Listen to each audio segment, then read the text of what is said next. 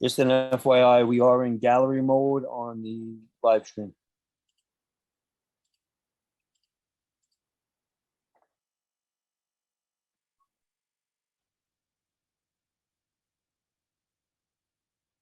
Thank you.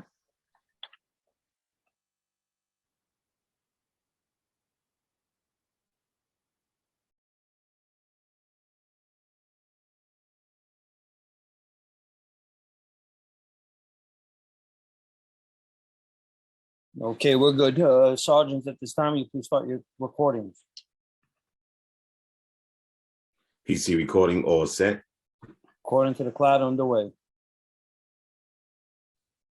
Backup is rolling. Thank you.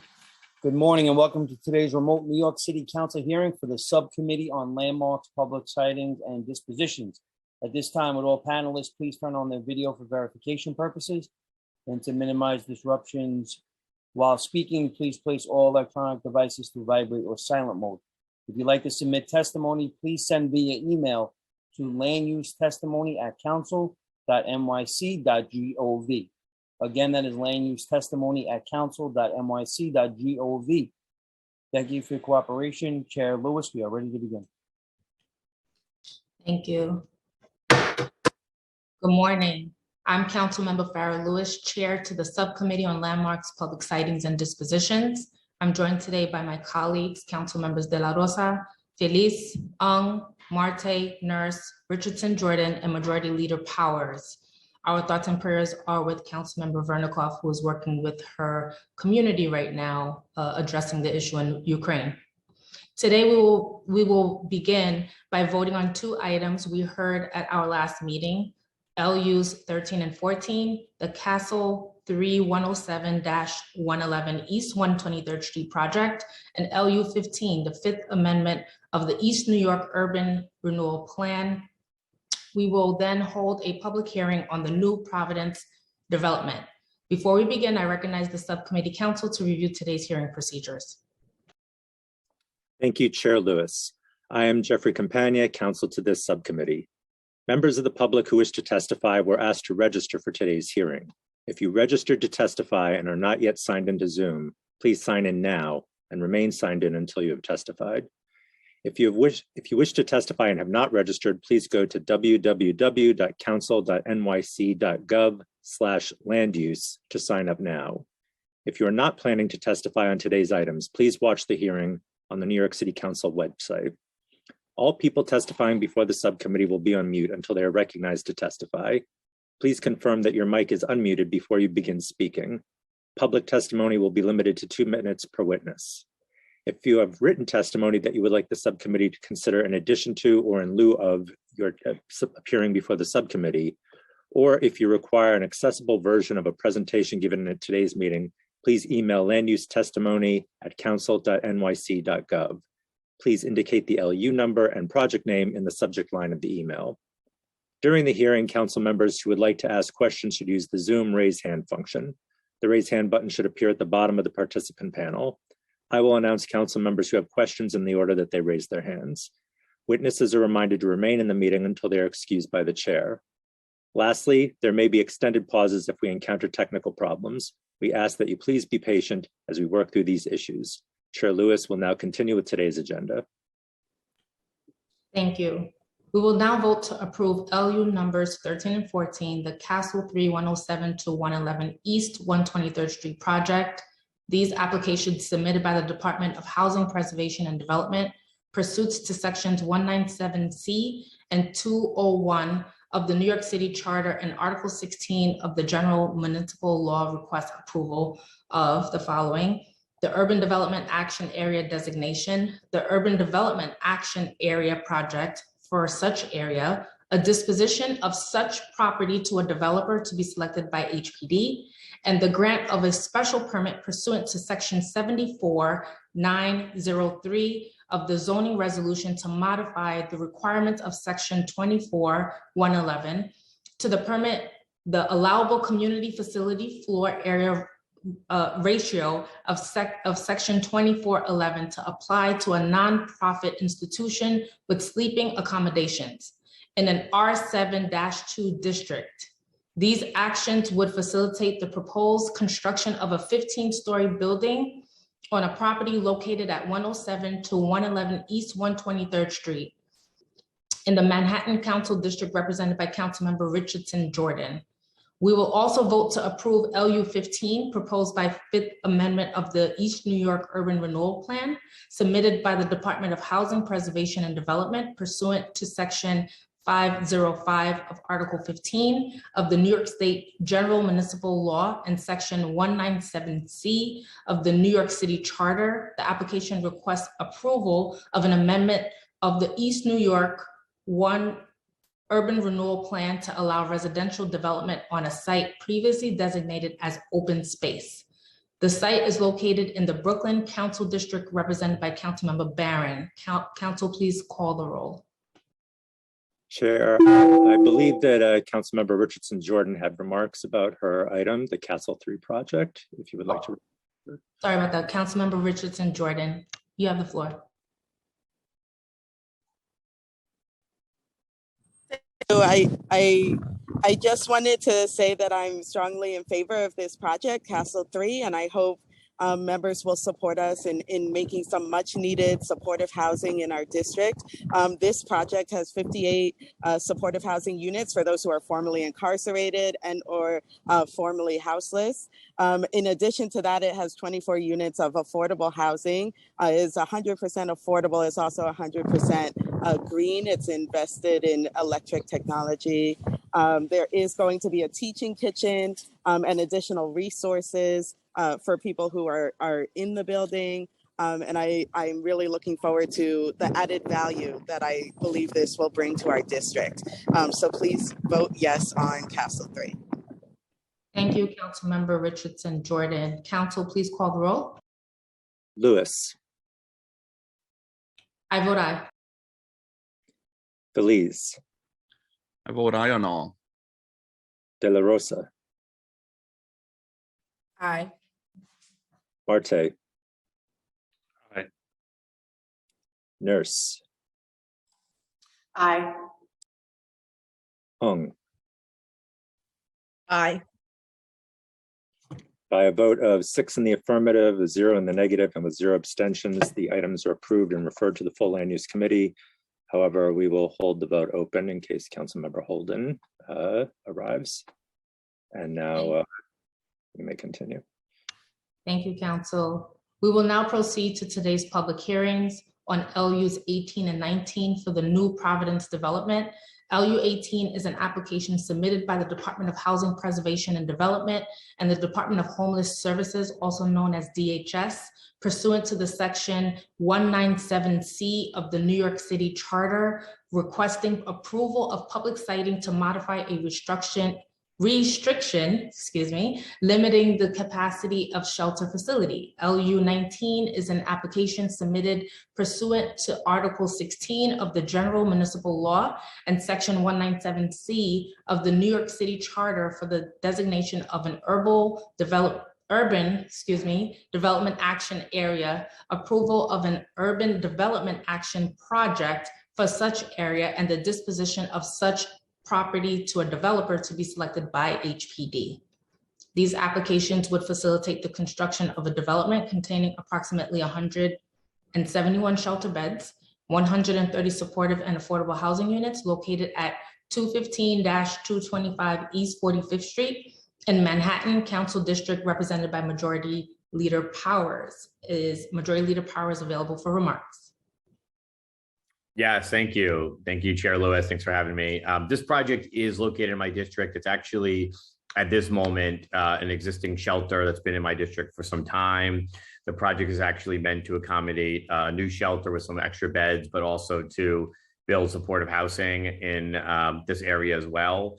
I'm supportive of the project. Obviously, we have some questions to ask and want to make sure the project meets all of the needs here, but overall, it's an opportunity to, continue to invest in a shelter in my district, to build more supportive housing, which is desperately needed in this city right now, and to do it in an area sort of near Midtown and Grand Central, an area that is leaves many other people there with an opportunity to, access resources and services and be in an area with lots to offer. So with that being said, I'm looking forward to hear the presentation from the applicant as well. But in our conversation so far, I'm confident that we'll be able to get to a project that will be a good one, good for the city, good for the district, and will continue to make us move forward in our goals to house New Yorkers and to provide supportive housing, which is really needed at this particular time. So I'll leave it at that, and I have some questions when we're done with the presentation. Thank you, Majority Leader Powers. We are joined by Joan Huang and Felipe Cortez, Tammy Ferlisi from HPD, Keith Engel from Datner Architects, forgive me for butchering that, Joseph Frewer, forgive me if I butchered your last name, from Project Renewal, and Frank Dubinsky from Monadnock Development. Council, please administer the affirmation. Please raise your right hands and respond when I call your name. You affirm to tell the truth, the whole truth, and nothing but the truth in your testimony before the subcommittee and in response to all council member questions. Joan Huang. I do. Keith Engel. I do. Philippe Cortez. Philippe I Cortez. do. I do. Joseph Frewer. I do. Tammy Ferlisi. I do. Frank Dubinsky. I do. Thank you.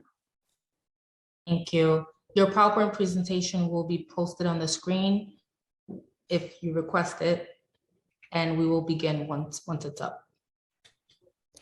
Thank you, council members. So yes, I think we are ready to do a presentation. So if the presentation can be shared on the screen. Thank you so much. So good morning, council members. Thank you for the opportunity to present a new Providence redevelopment project located at 225 East 45th Street. Again, my name is Joan Huang. I'm joined today by my HPD colleagues and our development partners, Project Renewal, and the design and the consultant team today. Next slide, please. Thank you. To start, I think we would like to provide some background of this project. So the proposed development contains the 2 existing buildings used as a women's shelter, currently owned by DHS. And HPD is advancing this project in partnership with DHS and the Project Renewal. The proposed development will be a new 21-story building, providing approximately 171 shelter beds and 130 supportive affordable housing units with on-site social service and a ground floor medical clinic. So the land use action needed to facilitate the proposed development include UDAP designation and the project approval and the disposition of a city-owned land and the site selection. Next slide, please. So now I will turn the presentation over to our development partners for further detail of the project. Thank you, Joan, and thank you everyone for your time and attention today. So a little bit about our mission and background. Project Renewal is a social service organization. Our mission is to end the cycle of homelessness by empowering individuals and families to renew their lives with health, homes, and jobs. We were established in 1967. We employ 900 people, operate 16 shelter and housing sites citywide, and manage 39 programs that serve more than 13,000 New Yorkers annually. Project Renewal complements our existing shelter and housing portfolio with a continuum of supportive services tailored to the need of the homeless and at-risk individuals that we serve. These include extensive healthcare and workforce development programming. And of course, one of the shelters that we operate is the New Providence shelter, the subject of this application. The current site, as you know, is currently owned by DHS and operated by us. It consists of 130 beds for homeless women diagnosed with mental health or substance use disorders. We provide comprehensive services on site. As Joan mentioned, the current site consists of 2 older buildings, one of which was actually a former convent, and these were retrofitted in the late 90s to serve as a shelter.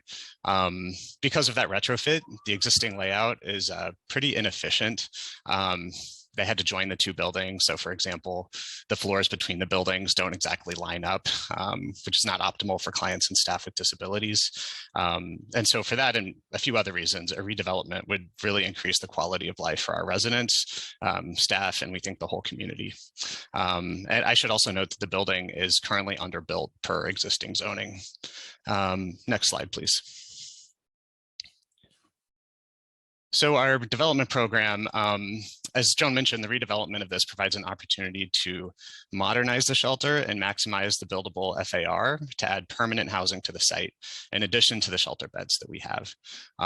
So as you can see on the grid, the proposed redevelopment program includes 130 new supportive and affordable housing units, all of them studios. 79 of those units would be supportive units for formerly homeless tenants, each paying no more than 30% of their income as rent. 51 of the units would be affordable for New Yorkers earning up to 60% of AMI. And again, this shows a little bit of a breakdown, including a one-bedroom supers unit that will also be on site. Aside from the supportive housing, we have the new purpose-built shelter with 171 beds serving the same population that is in our current building at the site. So again, this is single women with a mental health diagnosis. The ground floor of the building would include a new Article 28 medical clinic, and that's meant to serve residents as well as the broader community. I should mention the existing building also includes an Article 28 clinic that serves the community. However, it does not have a separate entrance from the shelter to the street. So functionally, it's pretty invisible to the community. They have to go through the whole shelter security apparatus to actually get to the clinic. So the way it's currently laid out, it's not very easy for the community members to access. So we're excited to change that with the new building with a separate entrance for the clinic that's on the street. So Project Renewal and our staff have been closely involved with the development team in the design of this building. We believe this new project will serve our clients, staff, and the surrounding community well. Honestly, it's rare to get an opportunity to have such direct input into the design of a shelter like this. And we're really excited to be developing this project along with such a committed team. So next slide, please, and I'll be handing it over to Keith. Okay, great. Thank you, Joseph, and good morning, everyone. So with that, I'll walk everyone through just some of the key design items for this exciting project that I'm incredibly happy to be working on, starting with this slide, which is the plan of the ground floor of the project, which is comprised of the three major programs, the shelter component in blue, the supportive housing component in red, and the clinic component in yellow. These three programs have individual entries directly from 45th Street, the shelter to the west, supportive housing to the east, and a clinic at the center of the building. The public-facing clinic occupies a significant portion of the plan and the street wall, which will impart some activity onto the street wall experience. Next slide, please. So this next slide describes the second floor of the building, which comprises the more communal shelter programs that are required for shelter residents. A dining room is located along the front facade, which maximizes daylight and views. Commercial kitchen serving the shelter residents is located at the center of the plan. And one of the key design features, an exterior roof terrace, is provided at the rear of the building for passive recreation for both the shelter and the supportive housing residents. Next slide, please. So at the left of the slide, we illustrate just the general programmatic zoning of the building, just to kind of clarify where all the programs stack. Where the shelter in blue spans from the second through the sixth floor, and the supportive housing spans at the tower portion of the building from the 7th floor through the 22nd floor. Also illustrated is how the overlapping zoning bulk controls are met for an as-of-right cohesive building envelope that maximizes the available site FAR. The typical supportive housing plan is illustrated on the right. Again, this layout spans from the 8th through the 21st floor, where 9 supportive studio units are provided per floor for a total of 130 supportive housing units plus 1 supers unit. Next slide, please. So this next slide describes both the 21-story massing and the street level experience of the building. The image on the left illustrates the view along East 45th Street, looking east. I would note the contextual relationship considered for our proposed building in its context, in particular to the 16-story A&E building to the east and the 33-story Wyndham Hotel to the west. The image on the right describes the relationship of the project to the street level experience, i.e. the clinic, where we considered how the ground floor program can inform and impart some activity onto the street level experience. Next slide, please. And so in terms of additional design features, the project will incorporate sustainable measures and provide a healthy living environment for residents. The project will meet enterprise green community standards. And just to highlight some of the features provided will include items such as low flow plumbing fixtures, ample daylight opportunities throughout, healthy low VOC materials, and a high performance building envelope. The roof terrace that I spoke to previously will incorporate green elements while providing passive recreation for residents. Next slide, please. And with that, I'll turn it back to Joseph. Thank you, Keith. So about local hiring, and we do have Frank from Monadnock here if there's any further questions about this. But Monadnock will be the general contractor for the building, and they have a lot of experience developing throughout the city, especially with local hiring and MWBE contracting in particular. Monadnock participates in the city's Hire NYC program on many projects, historically meeting or exceeding requirements for the city. Through Hire NYC, jobs are posted on the Hire NYC portal. We also work with the Small Business Services Workforce One system. We also work with the community board and the council members' offices to maximize outreach, but the team is also happy to work with any other organizations that we think could be helpful in referring more MWBEs to the project. So with that, I want to express our sincere thanks to Chair Lewis, Majority Leader Keith Powers for your support and the whole council that's here today. And I think that wraps up our presentation.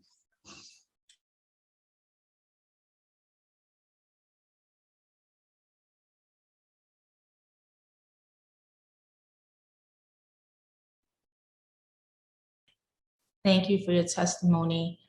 I wanted to ask the council if there was any members that had questions. Majority Leader Powers, I believe, has questions. Yeah, thank you. Thanks, Chair Lewis. Thank you guys for the presentation as well.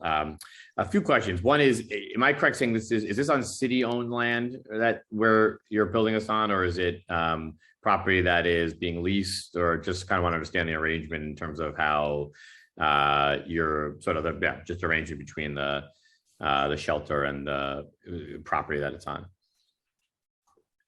So yes, I'll take that. So DHS currently owns the land, so it's city-owned land, and Project Renewal has an operating contract for the shelter on site. Got it. Which makes it one of the reasons you could do this project is that you're able to take DHS owned city-owned property and then kind of make a further investment in it. And how long is the lease for right now with DHS? So it's a renewable 10-year lease. So it's an ongoing long-term lease with the city that would just terminate upon the closing of construction. Got it. And you've said this a little bit in your presentation. Can you just talk about what population is being served in the shelter today, currently, and then if and how that will change? And let's just talk on the shelter part of this first under this new development. Sure. So we'll serve the same population in the new development as we are in the existing shelter. And so that is single adult women with a mental health diagnosis. Got it. And you'll be adding how many beds as part of this? So we are going to be up at, let me just pull up my chart so I don't botch the numbers here. Let's see, we are increasing the number of beds to 130. I'm sorry, it's 130 now. We're increasing it to 171. So in addition to 41 beds. Got it. And then when we talk about the supportive and affordable housing units, you've talked about this a lot, about what population is eligible for those units? So for the supportive units, and again, that's the 79 of the units will be supportive. So the population here is formerly homeless, New York City residents, all single adults, and they would be referred by HRA with a 2010E, meaning there's a mental health diagnosis. So chronically homeless, mental health diagnosis, single adults. And formerly homeless, meaning they are coming at that moment out of the shelter, or what is the, how do we define that? Yes, that is correct. They're coming out of the shelter system. Got it. And can you tell us a little about the supportive services being offered to individuals and medical services there as well, and what will be added in as part of this project? Sure. So as I think was on, as you could see on the ground floor slide, we have an Article 28 health clinic on the ground floor. So this is actually meant to serve both the community and the shelter and supportive housing residents on site. And so this is a fully licensed clinic. So we have primary care, we have psychiatric care, we have specialty care. Often that's referred out. But this is meant to be a full service clinic where people can come for primary care, preventative care, psychiatry, medication management, again, for the entire community as well as our residents. So we have that as well as a full range of case management services. I want to make clear, it can get confusing when you have a building with combined uses like this. We'll have a separate social services space just for the shelter residents. And so we have a full social services staff that includes case management, benefits assistance. We actually have an occupational therapy office, which we found really useful for our population, that has a training space and as well as a treatment office. We have workforce support, and then we offer referrals to all of the other project renewal services citywide. If there's any particular specialized service we don't offer on site with all of our social services teams, we would refer out to one of our other offices in Manhattan or across the city. And then I should mention, in the supportive housing space, we have a separate social services team with the exact same range of support service. So that's benefits assistance. We have case management, medication assistance. We have a psychiatrist who comes part-time to support our residents and make sure that they're staying up to date on any medications that they're on, as well as getting mental health treatment. I might be missing one or two things, but I think that covers most of the services we offer. Is the clinic there now, or is that being added as part of the clinic is there, so it's kind of nestled within the existing shelter that we have on site. But it's not very visible from the street because it doesn't have its own entrance. You have to go into the shelter, up the stairs, to actually get into the clinic space. So, it currently is technically open to the community, and we welcome the community, but most of the services provided are for the shelter residents right now. We think this new building will allow us to actually serve the community a lot better, in addition to the residents. And what are there other models like this in the city right now that you could point to as being similar? Is this a new? Obviously, I think part of it's because it's DHS owns the property, I assume, is part of the formula here, but can you point to any other sort of models like this right now in the city? Are there any other sort of similar examples? This is our first as an organization. I think when you look at the combination of shelter and permanent housing, that has been done. There's a BRC example in the Bronx, the Landing Roan project that opened a few years back, that's been really successful. And I know that there's another couple of projects in the pipeline. I just don't know too many details. If anyone else on my team would like to chip in on that. Someone from DHS is here, right? This is Tammy from HPD. I'm in special needs housing, and there are quite a few developments that we have that we've worked in collaboration with DHS, essentially where there's city-owned land that's underutilized. HPD has been partnering with DHS to create new purpose-built shelter as well as permanent affordable housing. And so as part of the supportive housing request for qualifications, we're working with qualified nonprofit developers to expand to do the new shelter and permanent housing model that we're calling Homestretch. And so there's one on 108th Street that's finishing up with Wishfish. We just we're finished up ULURP for one in the Bronx. And so slowly but surely we're adding this type of housing typology to our work. And happy to share any details on any of those as well. If you could send over some other other sort of similar examples, it might be helpful. Sure. And the other question I had here was, can you just, and maybe this is for project renewal, but can you just discuss a little bit, like if I'm an individual in the shelter versus an individual in the supportive housing unit, what is different here in terms of what I'm receiving in terms of services? Can you outline the differences for us? We know the population difference, obviously, but can you talk about what your experience differences between being an individual referred into the shelter versus an individual who is getting supportive housing services? Sure. So, I mean, as you know, this is all part of a continuum that probably a lot of both the supportive housing residents and the shelter residents are on, right? And so if you are a shelter resident, you'll be working with your support worker, your case manager, to basically fill out all the forms you need to qualify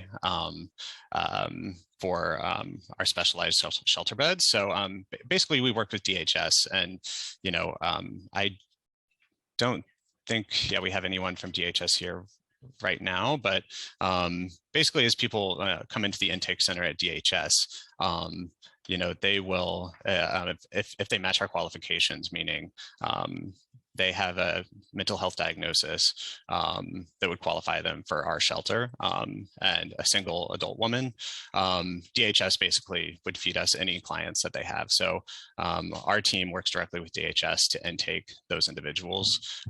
We do a full comprehensive review of their benefits, of their current health needs, any treatment plans they're on, and they're integrated as quickly as possible into the shelter, where they work with their case management, medical, and mental health team. And the goal there is to prepare them as quickly as possible for permanent housing. And that's a balance. We don't want to push people into permanent housing before they're ready. The goal of our staff is to make sure folks coming out of the DHS system are stabilized, they can live independently, they're on a steady treatment plan for any substance use or mental health issues they might have. And our staff makes a determination for when they're ready for supportive housing. Basically, when can they live independently in supportive housing with some on-site support services, of course, to help them succeed. So their experience really is around readiness. It's around stabilization, readiness, and our staff is just continuously making a determination about whether we can refer them out to supportive housing. And so hopefully we'll have a lot of internal referrals here. We might have women in the shelter who we can refer directly to vacancies in the permanent supportive units, in the tower in the same building. So as a supportive housing resident at the site, it's a very different experience. So as you saw on kind of the slides about how the building is set up, there's a separate lobby and kind of separate entrance area for the shelter and the supportive housing, because we want people to feel like if they're coming out of the shelter system, especially, that they have advanced to what feels like a normal New York City apartment building. There's a package room, there's a mail room, there's front desk. Like this should feel like any other apartment building in the city. So the only difference is that I think it's on the 7th floor, we have a wide range of amenities. So we have a multi-purpose room with a lounge for residents to gather. We'll have spaces for group therapy. We'll have individual therapy spaces. Both the shelter and the supportive housing residents will have separate outdoor spaces on the rear of the 2nd floor. So they are accessed through a separate entrance because we do want people to feel like if they're in the supportive housing, they're no longer in the shelter system, even if the buildings are technically shared. But those residents are on leases. This should be a very kind of standard New York City quality of life. The only difference is that there's staff on site, and everyone has a designated case manager and other support workers who can help make sure that people are getting the services they need to stay in our building, hopefully for as long as they need to, in many cases for many years. Got it. Appreciate that. Just a few more questions, and I'll hand it back over to the chair. The actual construction of this, do you have a contractor lined up to do the actual work here to build and demolish and all that stuff? And if a constituent or a neighbor has a issue as this is going through the actual process of being built, how do they reach out to that person? And similarly, just give us any sense of the timelines and things like that. Maybe Frank, do you mind jumping in? Sure. Councilman, I'm Frank Dubinsky from Monadnock Development. Our contracting affiliate, Monadnock Construction, will be the general contractor. And absolutely, people can reach out to us. We'll have a hotline if people have issues. We're happy to work with the community board if there are other ways to engage with the community to make sure people are comfortable and have the information they need as far as construction scheduling.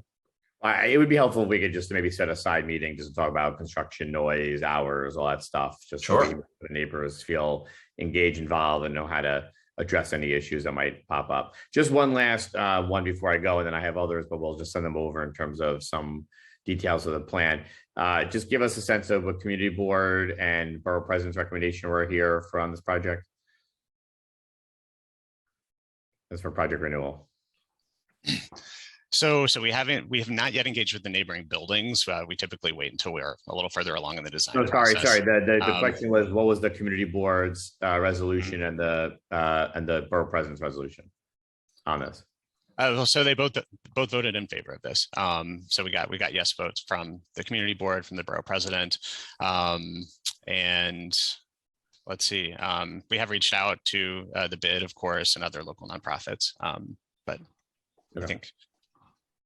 Okay, thank you guys. Sure. We'll put over other questions. If you can maybe also have a conversation on the construction at some point, that would be extremely helpful. Happy to. Okay, thank you, Chair. Appreciate the time. Thank you, Majority Leader. I have a lot of questions, some programmatic, some technical. So let's start. The medical clinic currently has one egress. Is the proposed new entrance included in the blueprint presented today?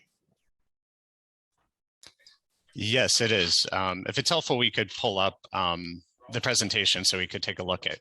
I want to make sure it's there for the record, so that's why I'm asking the question. So you don't have to pull it up because I know we don't have a lot of time, but I wanted to make sure it was there for the record. I'm still concerned about the roof terrace. Can you share if the roof terrace will be housed in the area the shelter will be located, and will clients have access to it, and what safety measures will be included?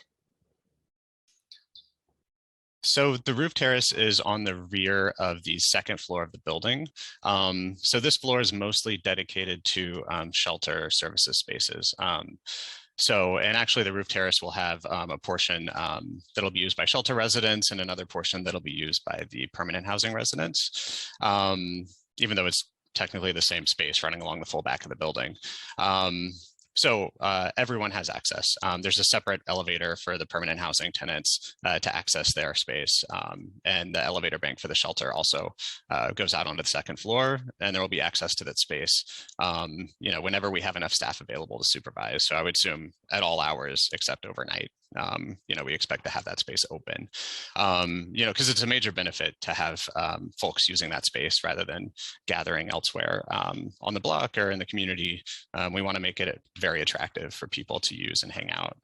As far as security, we work with Keith over at Datner, basically to make sure we have, fencing that ensures safety that also, feels welcoming and doesn't feel institutional. So I don't know, Keith, is there anything specific about that you'd want to cover?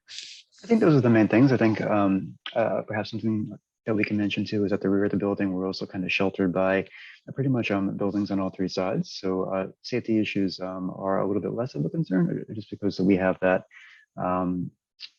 sense of security around the entire terrace.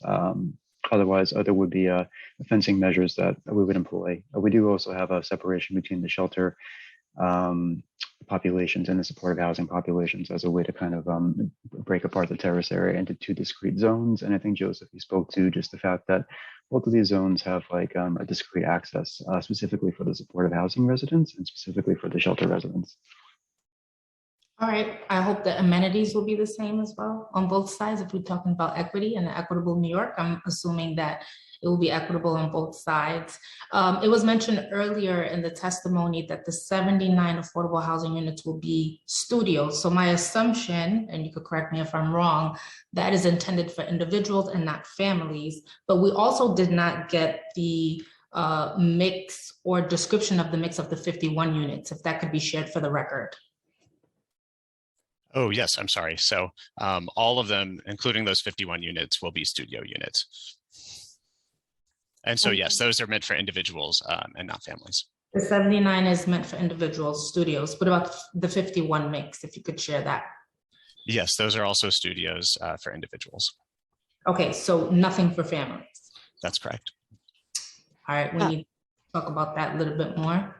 And can the panel describe the comprehensive services that Project Renewal will be providing to clients that have severe mental illness? I know that's a programmatic question, but I would like to know for the record. Sure. So we have a fully staffed social services operation here. So that includes, we have intake staff, case managers who offer benefits assistance, health and psychosocial assessments. We offer therapy. We offer primary care, psychiatric treatment. We have a whole occupational therapy wing on the rear of the first floor. We found that a lot of our clients really need that. So we have a training space in that occupational therapy area, as well as a treatment office for all of our clients. We also refer to job training and assistance programs. Project Renewal has, a pretty robust workforce development program across New York City. So we'll have a case manager on staff that will refer out to that program if a client would like and if they're ready. And we also offer group therapy, and I'm trying to think if I'm missing anything. I believe that covers it. Okay, thank you for that. And I wanted to know, last question regarding the programmatic services. Is Project Renewal working with any of the healthcare facilities in the area at a higher level, like a hospital, Mount Sinai, or any of the other hospitals, in the event one of the clients needs a higher level of service? So I'll answer what I can. I do know that our staff, and especially the staff of the Article 28 clinic already on site, is in touch with the local medical institutions in that part of town, including NYU, Bellevue. I don't know exactly the nature of the relationships, but I do know that they are frequently in touch with medical staff at those hospitals. Okay, that'll be really important to know for the future. And sure. Montadoc has extensive experience, has been working in New York City for a long time. So I know that they're fully aware of the hiring process and how to hire locally. But I do know Hire NYC and some of the other institutions mentioned earlier are not effective tools for hiring. So I wanted to know, are you working with building trades, unions? I know you said you're going to work with the majority leader's office, but that's not enough. Sure. What other strategies are going to be put in place for hiring? So, and we're doing this on our NYCC project on 28th Street. We do training. We reach out to local residents. We provide OSHA trainings. On a typical project, we might hire 30 to 50 local people to work on the project. And so if the community board has people we want to reach out to and talk about what trainings are available, we're happy to do that. We work with a group called Urban Strategies of New York, who helps us sort of talk to the local groups, talk to the community board, and ensure that we're reaching out to the appropriate groups. And we will be very, I think, effective at finding people who want to work, training them, and getting them to work, whether it's on this project or another one of our projects. So we're actually going to start that now, long before construction starts, to ensure that we have the outreach that's needed.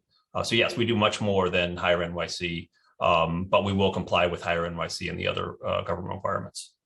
And it would be great if you could consider building trades and unions, because they do. Understood. Yes. Training. Thank you. Council, is there any other council members that have questions? If any council members have questions, please use the raise hand button now. We'll stand by for just a moment. Mm-hmm. I see no council member questions. Thank you, council. Thank you, everyone, for your testimony. There will be no more council member questions for this panel. This panel is now excused. Are there any members of the public who wish to testify on LUs 18 and 19, the New Providence Development Project? There are several members of the public here to testify on this item. The first panel is Kim Baker, Robert Stinson, Ann Hirsch, and Merrill Brodsky. Time starts now.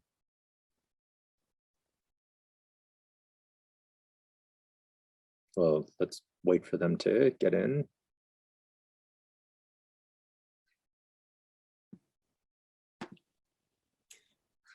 Thank you. My name is Kim Baker, and I appreciate seeing this full presentation of the plans for our community. I am an immediate resident of this project, and I'm just going to hold up this sign quickly here. I'm sorry, it's low tech, but you'll see the three properties that I'm going to speak about: New Providence, our building here, of which I'm a board member with 300 cooperative apartments, and then Dag Hammarskjöld Plaza here. Now, as a resident in the neighborhood, we are concerned to learn that the city is proposing to bring 300 individuals to our neighborhood that will require full-time psychiatric care, given what we're observing on the streets of the neighborhood as it is. And we have to say that this is news to many of us. And while I've been a volunteer at Friends of Dag Hammarskjöld Plaza for many years now, and I'm on the board of directors, we have confronted issues of bad behavior, rough behavior, stripping, everything you could possibly imagine in Friends of Dag Hammarskjöld Plaza on a daily basis for years. And we're very concerned about the idea that this facility will bring more than twice that population to our neighborhood with virtually no consideration for how that will affect the residents of the community. I'm going to say very clearly that what we are looking for as an organization, Friends of Dag Hammarskjöld Plaza, volunteer organization, is a financial commitment from the city and/or New Providence to help us clean up the mess that this project will bring for the foreseeable future. And I would also like clarification on when these nonprofits in the neighborhood who've been reached out to will be contacted, because all of the nonprofits we've communicated with have heard nothing about this project, and we're finding out it rather late in the game. So we are very concerned about how this will change our community and our enormous public space here, which is the daytime location of many of the residents of this facility at present. Thank you.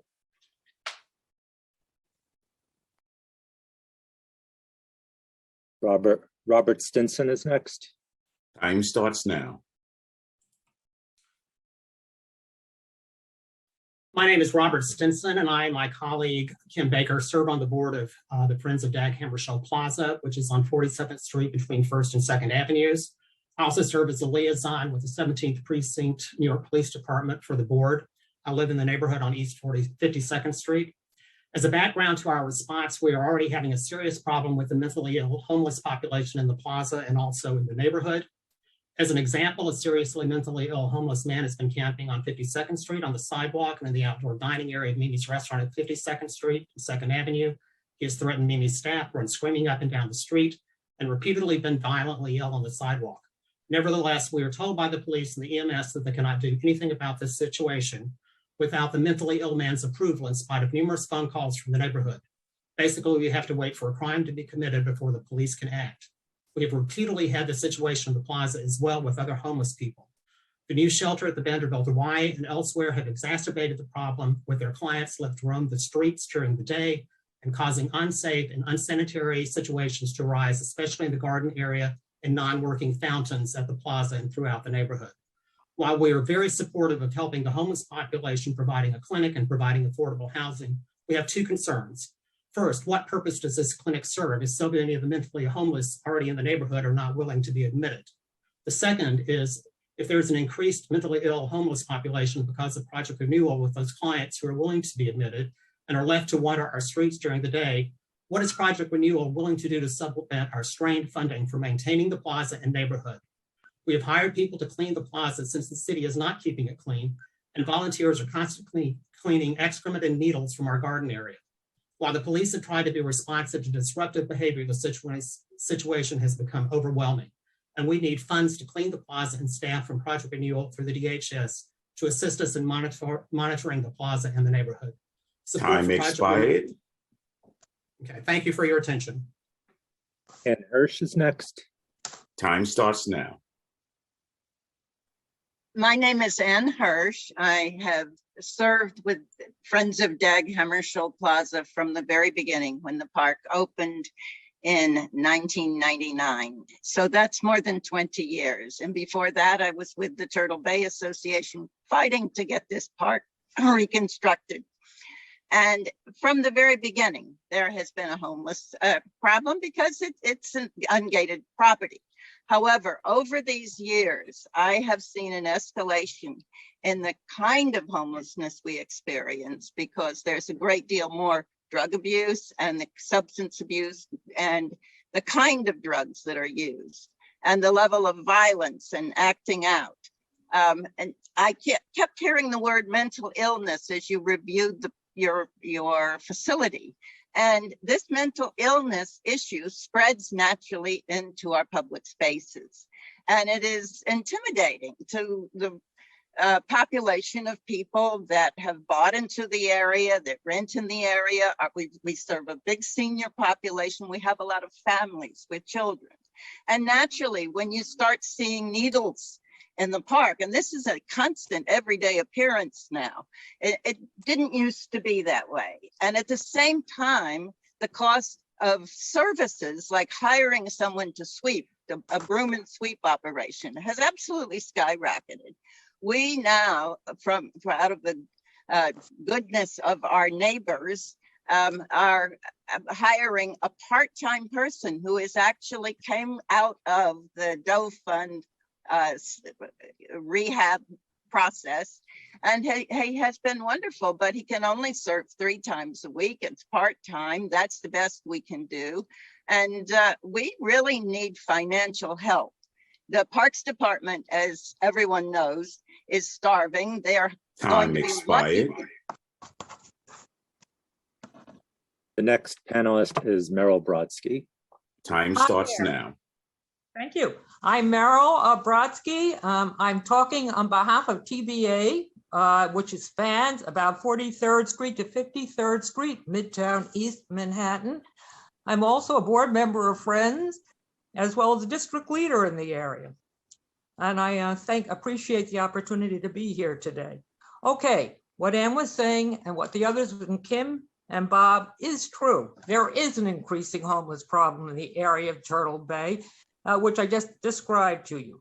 We have participated, Turtle Bay people, with the 17th precinct in graffiti removal, mustered the support of DOT, Department of Sanitation, and DHS in tracking the problem. TBA strongly recommends the disposition of funds procured from the East 45th Street Project Renewal Shelter expansion for the maintenance and security of Dag Hammarskjöld Plaza and TBA environments. Here we are doing graffiti removal. Okay, that's our gang. Let me continue. It was interesting to note that at the Community Board 6 meeting, security concerns were never mentioned. The transfer of city property ownership for capital improvements of $100 million is a windfall for project renewal. We should address the quality of life violations in Dag Hammarskjöld, since we are tasked with keeping the park clean and green. It will help to keep documenting the violations, the misdemeanors, etc. The Friends have a resolution stating our demands, and will try to cut a deal on safety measures and sanitation in the future. We have submitted testimony to the Planning Commission with a window we created post-vote. We hereby reserve the right to revisit our demands for security and maintenance procured from Project Renewal's expansion for Dag Hammarskjöld Plaza and TBA environs. Time expired. Thank you. If there are any council member questions for this panel, please use the raise hand button now. Seeing none, this panel is excused, and the next panel will be Catherine Trapani, Ryan Mccomas, Marissa Williams, and Moira Mccomas. Time starts now. We'll start with Catherine Trapani. Thank you. Good morning, members of the committee, Chair Lewis. My name is Catherine Trapani, and I'm the Executive Director of Homeless Services United. I appreciate the opportunity to testify today in support of Project Renewal's redevelopment of New Providence into supportive and affordable housing and a new purpose-built shelter, and the accompanying actions required to transfer ownership of the property to Project Renewal. Homeless Services United is a coalition of mission-driven nonprofit agencies serving homeless and at-risk adults and families in New York City that promotes effective solutions to end the crisis of homelessness in New York. Our member agencies operate hundreds of programs, including shelters, drop-in centers, food pantries, eviction prevention, and outreach services. Our strength is in the collective wisdom and expertise of our membership. Organizations that ensure that the city upholds its legal and moral obligation to provide shelter to everyone who needs it in New York City, while also working tirelessly to ensure that as few New Yorkers as possible will ever need our help. As executive director of HSU and as somebody who personally has lived half a block away from a stabilization bread program for chronically homeless adults for several years, I know that well-run and properly planned and maintained shelters make good neighbors. For this reason, I hope you'll vote to recommend that this project be allowed to move forward.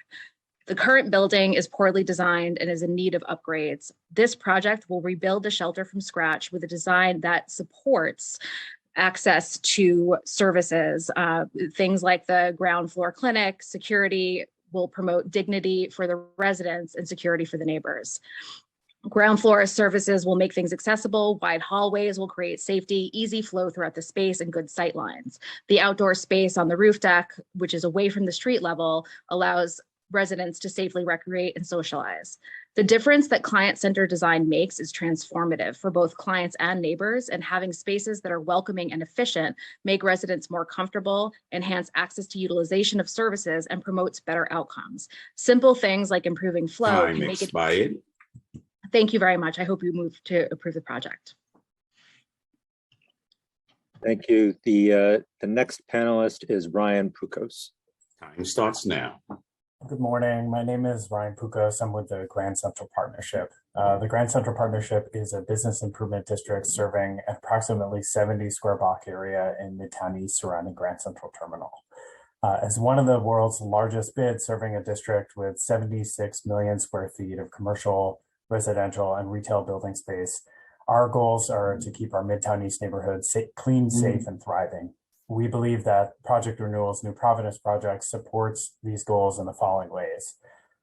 First, the New Providence project, the New Providence redevelopment will transform what is currently an aged city-owned facility into a beautiful state-of-the-art building that will activate the streetscape and create 130 deeply affordable and supportive housing units. The supportive housing units in New Providence will provide homes for formerly homeless New Yorkers and will specifically target chronically homeless individuals. Based on our ongoing work with Breaking Ground, our frontline homeless services provider and one of the city's largest providers of supportive housing, we know that it can be very difficult to move these individuals from the street to housing when a supportive housing option is not available. Second, New Providence will feature a public-facing health clinic serving mostly low-income New Yorkers. We plan to work with Project Renewal and Breaking Ground to coordinate outreach and share data to ensure that street homeless New Yorkers, especially those living in our district, as well as others in Midtown East, know that the health clinic is a resource available to them. For these reasons, including the benefits to quality of life for the street homeless in our district, we are supportive of the New Providence project. Thank you.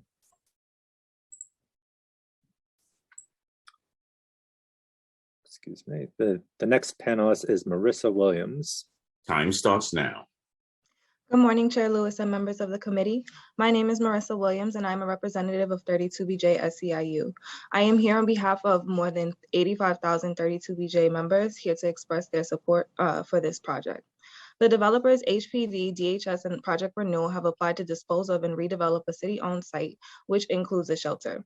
We are pleased to announce that Project Renewal has reached out early to make a credible commitment to provide prevailing wage jobs to the future security workers at this site.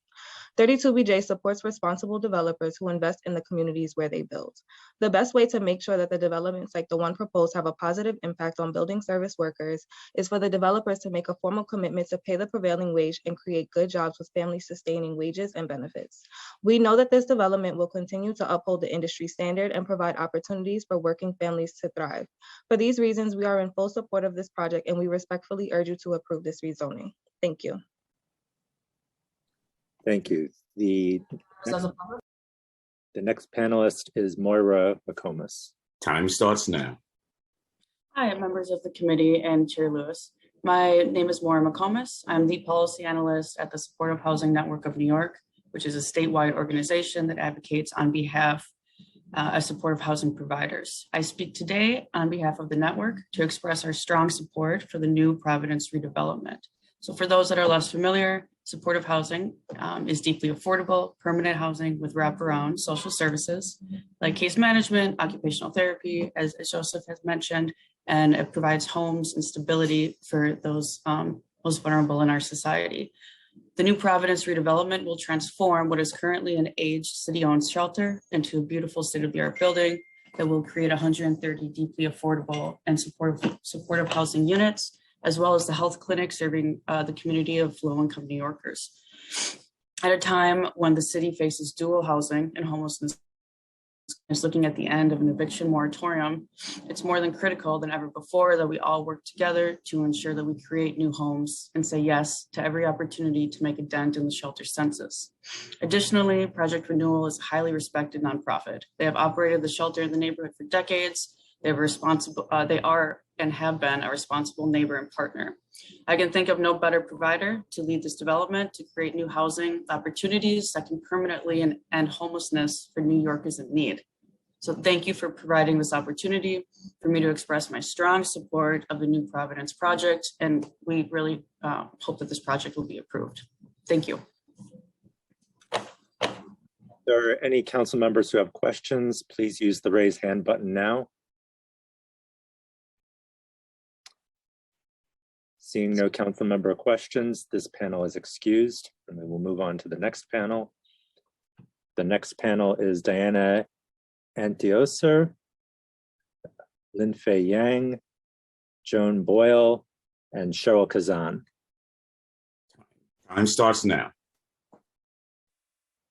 Diana Antioser, you can begin. Thank you. Sorry, my hit start video.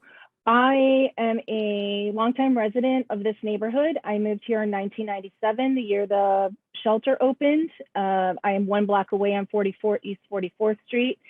And I did not even know there was a shelter there for many, many years.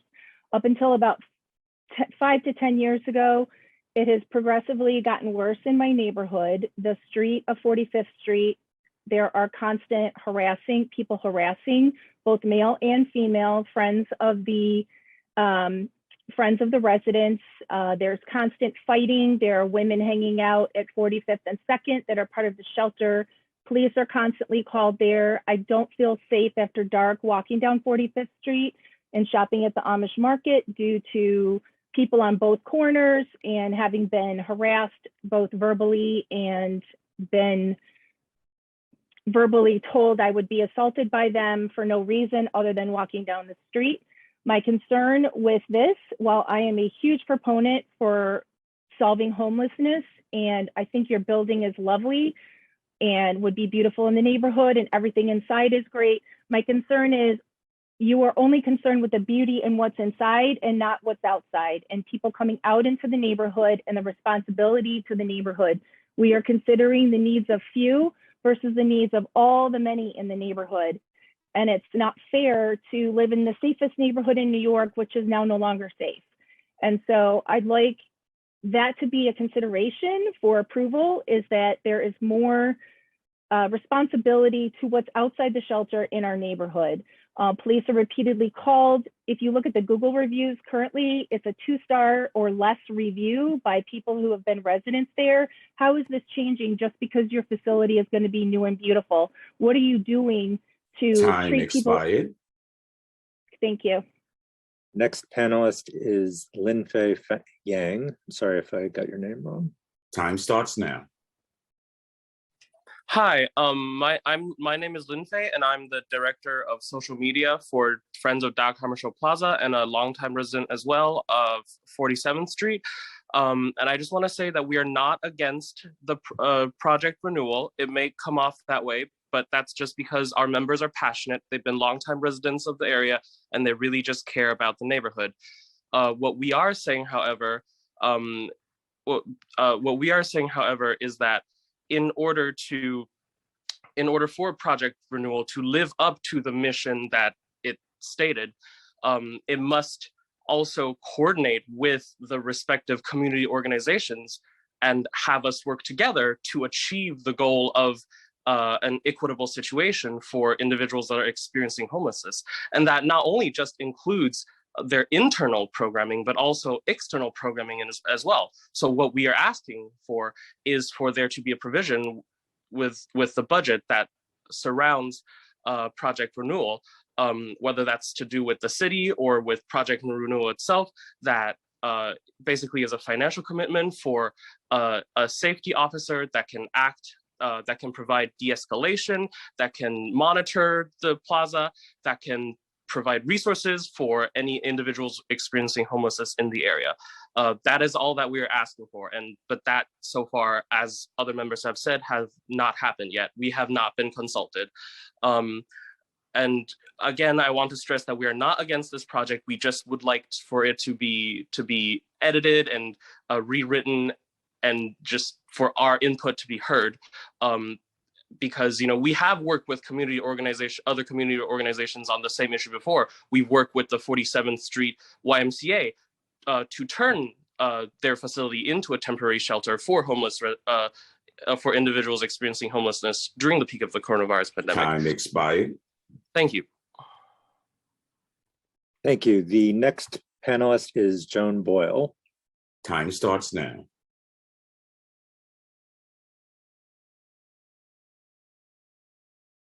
Joan Boyle, please unmute yourself. You've been recognized.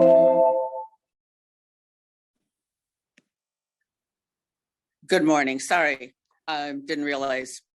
I'm Joan Boyle. I live at 321 East 43rd Street in Tudor City, where I have lived for 30 years. I'm a volunteer for the Undomiciled Project at St. Peter's and an overnight volunteer for Holy Family Church basement shelter in the past for many years. I have to rise to speak not against providing services, but against this particular operation, which has not been functioning to really help the homeless residents.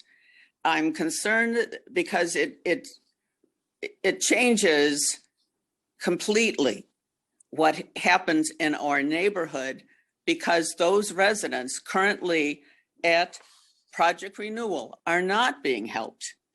And why Project Renewal would be selected to continue what has at least 10 years of really bad behavior, bad anger, acting out on the street, threatening, attacking, that's going on.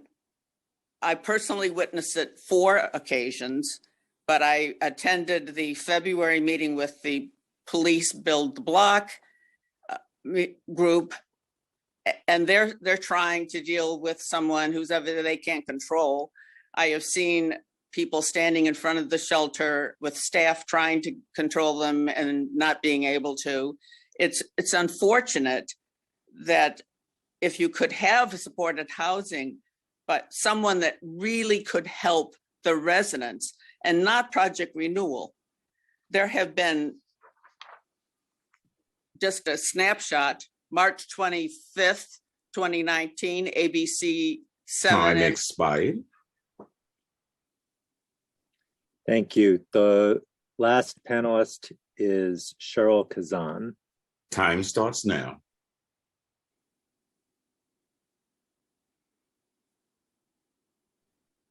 Cheryl Kazan, is she here? She's on mute. Cheryl Kazan, please unmute yourself.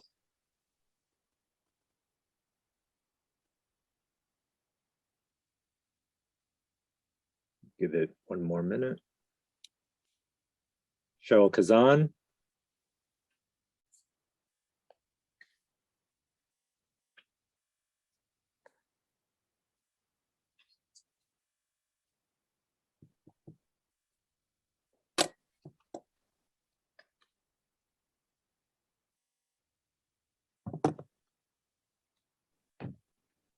Committee will stand at ease while we resolve this issue.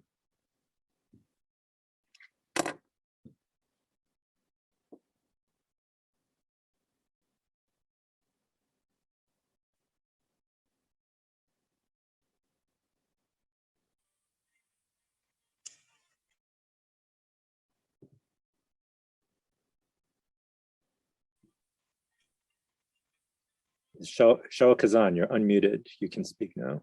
May I speak? Can you hear me? You can. Okay, thank you. I'm Cheryl Kazan. I'm the president of Friends of Dag Hammarskjöld Plaza. and I also represent, I'm affiliated to the United Nations as well. I don't want to be redundant. All of my board members said everything very clearly, and I so much respect the fact that you're listening to us, and I hope that we'll have some resolve. The real problem is back to the security issue and our mission to keep the plaza clean and green, which has been our mission for over 20 years. We're not in a position to constantly stand out there and do the work the city does not do, and what's enhanced by the population, which is increasing due to the coming mental health clinic and the project in general, which we're not here to demonize anyone. As has been said by all of my board members and others in the community, what we need is the assistance of both the city, Project Renewal, to put some of the funds that they spend on public relations towards the upkeep and the security of this issue. The security has to be a 24/7 situation because it's a 24/7 open space. And we've already had issues. Even in the cold weather 3 days ago, my apartment faces the plaza on 47th Street. It's an unbelievable experience to hear yelling, screaming, knocking down cans and running back and forth. It's a mental health issue and it needs to be cared for properly. But why are we the ones who can't express ourselves for quality of life, public health issues that no one listens to? We can't be orphaned by this situation.